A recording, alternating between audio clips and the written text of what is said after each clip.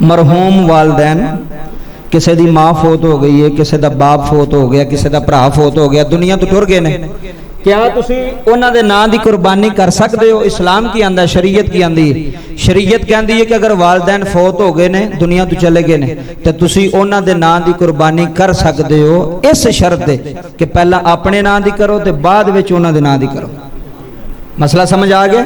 मसला मेरे ते वाजिब है कुर्बानी, मैं कहना कि मैं अपनी मां की भी दवा, अपने बाप की भी दवा, मेरे ते वाजिब है पहला मैं अपना हिस्सा रखा, वड्डा जानवर लै आवां अपना हिस्सा रखा, उस तो बाद जिन्हां जिन्हां ते वाजिब उन्हां दा रखा। अगर हिस्से वध गए ने, मसलन 2 हिस्से वध गए, 3 हिस्से, 4 हिस्से वध गए ने, बंदे दा दिल है यार मैं एक हिस्सा अपनी अम्मा दे नां दा कर छड़ा, अम्मा दुनिया तो टुर गई, अब्बे दा नां दा कर छड़ा, अब्बा दुनिया तो टुर गया, ते जिहड़े दुनिया तो टुर गए ने उन्हां दे नां दी भी तुसी कुर्बानी कर सकदे हो, उन्हां दे नां दी भी कुर्बानी कर सकदे हो, उन्हां दा हिस्सा तुसी उन्हां दे नां लैके रख सकदे हो, उन्हां दे नां दा, उन्हां नूं कब्र विच इसाले सवाब होवेगा।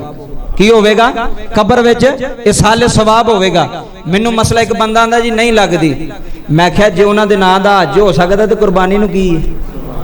समझ रहे नहीं मसला? अगर हज हो सकता है अब्बे दे नां दा, अम्मा दे नां दा, मरहूम दे नां दा, उमरा हो सकता है, तो कुर्बानी की है? कुर्बानी भी लग सकती है। कुर्बानी उन्हां दा नां लैके कि यार मैं अपनी वालदा दे नां दी, अपने वालिद दे नां दी कुर्बानी कर रहे हैं, मरहूम जिहड़े दुनिया तो चले गए ने उन्हां दे नां दी तुसी कुर्बानी कर सकते हो।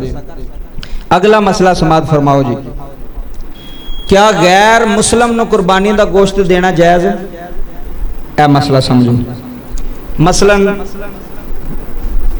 तुहाडे कोल कोई ईसाई है मजदूर, कोई हिंदू है, कोई ईसाई है, कोई और मजहब का बंदा है, तुहाडे कोल है, तुहाडा हमसाया है, तुहाडा महल्लेदार है, तुहाडे कोल मजदूर है, गैर मुस्लिम है, तुसी कुर्बानी कीती है, तो तुहाडे को कहंदा जी चौधरी साहब तुसी कुर्बानी करनी है तो मैनू भी थोड़ा जिहा हिस्सा दिओ, मैनू भी गोश्त दिओ।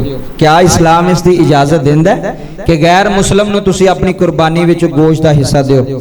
हाँ, इस्लाम इजाजत देंदा है। इस्लाम आंदा कि अगर वो एडे गरीब ने ना, एडे मस्कीन ने, खांदे पींदे ने फिर नहीं, गरीब नूं, गरीब है, मस्कीन है, हिंदू है, गैर मुस्लिम है, ईसाई है, अगर वो गरीब है, माड़ा बंदा है, अगर तुसी ना दोगे उन्हें आखना चंगे मुसलमान है, की तासर जाएगा जी? चंगे मुसलमान है यार, अल्लाह ते अपनी मखलूक नाल इन्ना प्यार करता है, इन्नी मोहब्बत करता है, तुहाडे नबी ने इन्नी मोहब्बत फैलाई है, तो इस्लाम की तस्वीर सही उन्हां लोगों के सामने नहीं जाएगी। इस वास्ते अगर कोई हमसाया, कोई तुहाडा मुलाजम ईसाई है, हिंदू है, मजदूर है, माड़ा बंदा है, तुसी उन्हें कुर्बानी का गोश्त, बोलो बोलो, कुर्बानी का गोश्त दे सकते हो। अफजल ये कि मुसलमानों तक पहुँचाया जाए, लेकिन अगर वो भी हकदार है, वह दिल करता है यार तुसी थोड़ा जिहा गोश्त उन्हें दे दोगे, की तुहाडा जाएगा? हो सकता तुहाडे इस अमल की वजह तो कलमा पढ़ ले, नहीं पे समझ रहे? तुसी किसी नाल प्यार कीता है, किसी नाल मोहब्बत कीती, तुहाडा मसाया है, तुहानू चंगा नहीं समझदा, तुसी कुर्बानी का गोश्त लैके तुसी आंदे हो जनाब ऐसी कुर्बानी कीती है, ये गोश्त तुसी अपने बच्चों को दिया जाए, वो बच्चों को खिलाएगा, आप ही खाएगा, किड्डा खुश होएगा, किड्डा राजी होएगा। बाबा जी किसी की मुट्ठी विच छुपा के 1000 रुपया दिता होवे ना, ते जारी 2 लाख तो बेहतर जे।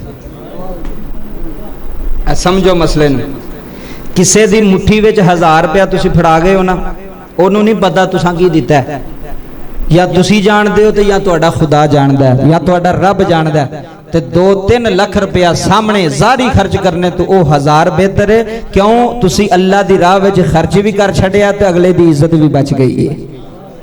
इज्जत बची कि ना बची? तीसरे बंदे नूं तो पता ही नहीं। मेरे नबी सल्लल्लाहु अलैहि वसल्लम ने इस वास्ते फरमाया सज्जे हाथ नाल दिओ ते खब्बे नूं कि रौला पाना चाहिए कि मैं ए भी कीता जे, मैं ए भी कीता जे, मैं ए भी कीता जे। फिर तू तो फिर लोगों को विखाण वास्ते कीता है, अल्लाह की रजा वास्ते ते ना कीता। अगर अल्लाह की रजा वास्ते कीता हुंदा तो तू आंदा या अल्लाह तेनू तो पता है ना, या अल्लाह तू ते जानना, मैं तेरी रजा वास्ते पे करना। रब्बे काबा दी इज्जत दी कसम है, कुर्बानी करो, अकीका करो। अकीका करना भी नबी पाक दी सुन्नत है, नबी पाक ने अपने नवासियां दा कीता है। कुर्बानी करनी भी नबी पाक दी सुन्नत है। एक होर मसला बड़ा जरूरी